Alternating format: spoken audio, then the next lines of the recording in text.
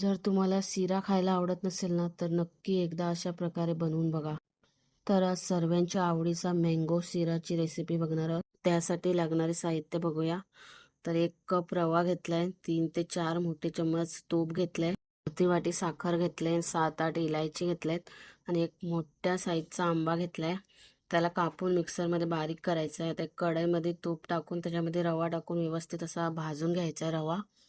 रवा भाजल्यानंतर त्याच्यात ड्रायफ्रूट टाकलेत, काजू बदाम तुम्हाला जे पण आवडेल ते टाका आणि व्यवस्थित असं भाजून झाल्यावर गरम केलेलं 2 ग्लास दूध टाकलेलं आहे. व्यवस्थित असं शिजवून घ्यायचं आहे. त्यानंतर साखर टाकून घ्यायची आहे. तर साखर टाकल्यावरती 3 ते 4 मिनटं झाकण ठेवून व्यवस्थित वाफ घेऊन घ्यायची एक. त्यानंतर आपला व्यवस्थित मऊसूद असा शिरा शिजतो रवा. त्याच्यानंतर जो आंब्याचा पल्प बनवलेला ना, तो टाकायचा आहे. तर 1 वाटी आंब्याचा पल्प टाकलेला आहे. आता व्यवस्थित मिक्स करून घ्यायचं आहे. तर एवढा भारी बनतो ना, एकदम smooth, melt in mouth.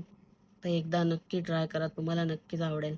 Recipe आवडल्यास व्हिडिओला लाईक, शेअर आणि सबस्क्राईब करा. Thank you for watching.